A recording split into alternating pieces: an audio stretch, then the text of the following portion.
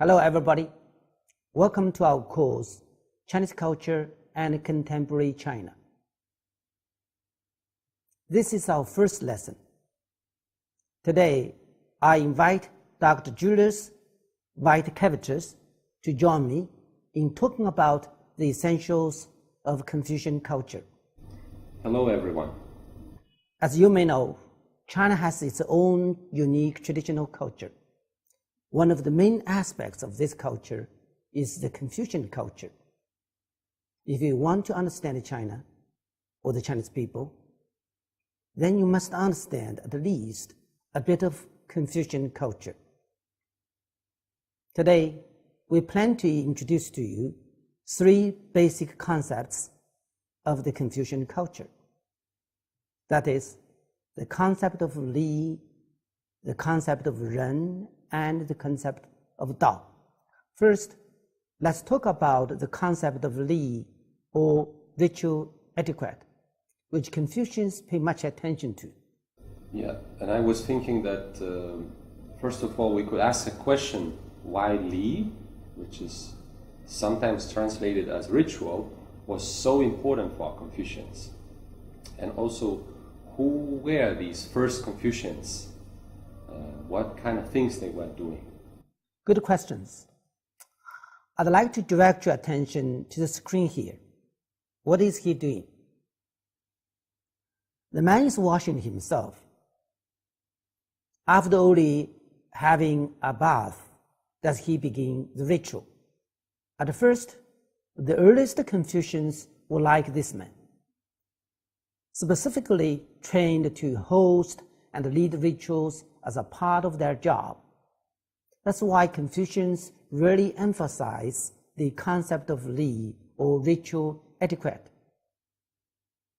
In their eyes, the balance of society is only maintained through a variety of practiced rituals. As you can see, the scope for rituals is fairly large, ranging anywhere from national level systems, standards, and law to the rituals between people. These are all considered Li. So you can see that Li is really just a set of social rituals. Yes, simply speaking, we could say that Li is a set of social rules. And in the eyes of the Confucians, we could say that Li was just a way by which a person used his appropriate role and status to deal with others. So if you take any person, first of all, as a rule, this person is a son in the presence of his father, and he needs to observe certain duties in regards to his father as a son.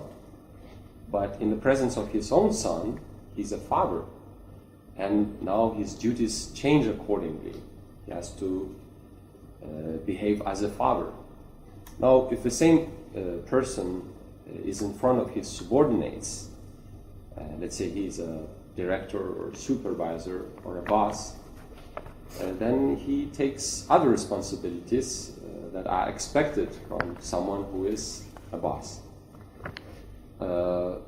In front of his own superiors, he becomes the subordinate himself, and he must carry different duties based on that.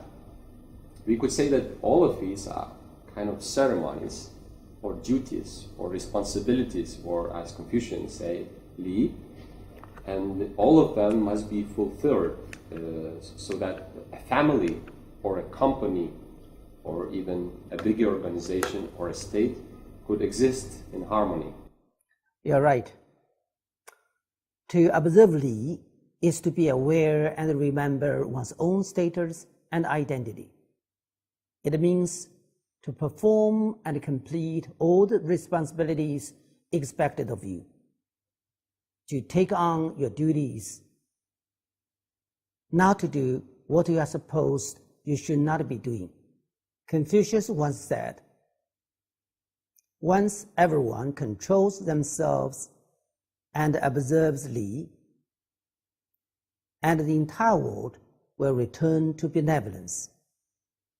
If everyone could observe Li, do their best in completing their own responsibilities, then there wouldn't have so many troubles in society, and the entire world would be at peace. Li can also be seen as a sum of individuals' relationship with a greater society. Every individual has a different relative identity at different times. Everyone must use the most appropriate identity in each situation and follow through on what they must do in that identity. In this way, society can maintain its proper balance and work towards peaceful development. Ritual is like what we understand in the West as a law, in terms that it is something external. It's like a set of rules that bind people, but these rules are external. It's not something that comes from inside. And the question here is, what do we do to make people or to let people behave from their inside? Not because someone forced them to behave that way, but because they themselves are willing to behave in that way. And Confucian answer to this is that they use the concept of zhen, benevolence, that is supposedly inside of us. So they have this whole idea of education of zhen, how to educate people that they would be willing to behave appropriately and nicely because they want so, not because they are forced to. So next we are going to discuss a bit about this concept of zhen,